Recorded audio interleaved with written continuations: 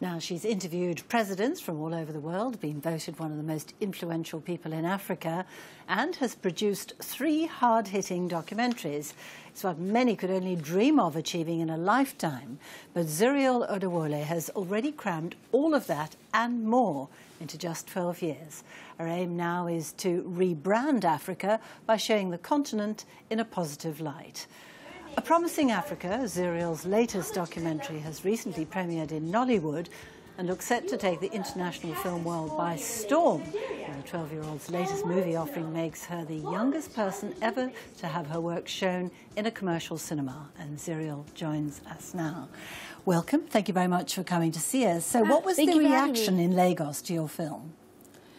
Well, the students, they were actually really excited to see the film. You know, they were really inspired by it. You know, they saw and they learned that despite the negative things, that their country is filled with a lot of positive things. And that's why I create these documentaries, because usually on the news, whenever they mention Africa, they mostly talk about all the negative things, like the wars, the famine, the corruption, and the disease. Because I've been to Africa many times, and I've also lived there for a period of time, I see a lot of positive things. And so I create these documentaries, and I also interview the African heads of state, which I feature in these documentaries, show the rest of the world Africa in a positive light.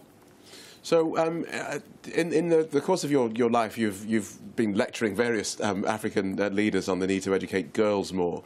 I'm intrigued by their response. So when you tell them this needs to be your priority, why isn't it? What do they say?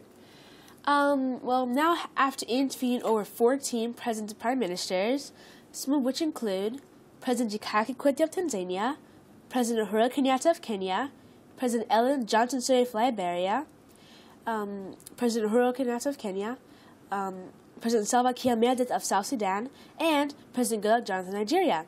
And I've also been able to interview the prime ministers of St. Kitts and Nevis, the prime minister of St. Vincent and the Grenadines, and the prime minister of Jamaica. And when you ask them, when you speak to them and you talk to them about girls' education, what's their response? And when I talk to them about girls' education, you know, they actually agree with me, because they do know that education is very important in life. Because without education, then when you get older, you won't have as many opportunities in life than if you were educated.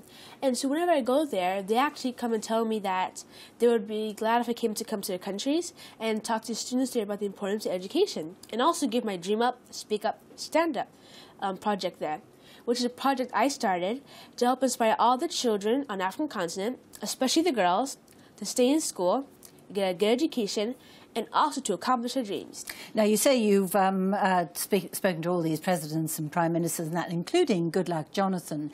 Did you talk to him about the Chibok schoolgirls?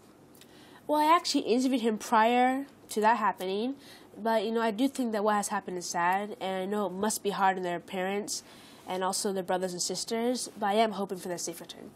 So while you're doing all this, running around the world, interviewing presidents and prime ministers and talking about the need for girls' education, when do you get time to go to school yourself? Oh, I'm actually homeschooled. And so what it is, it's a school-based curriculum, but it allows me to get ahead of my schoolwork, so that way, whenever I go overseas for my extracurricular activities, I don't fall behind, so I can come back and continue where I left off. So Nigeria is the first of your films about A Promising Africa. Where are you going next? Well, that is correct. Nigeria is the first country I'm showing a brighter Nigeria, where I interviewed 4 key people I think are making a positive difference.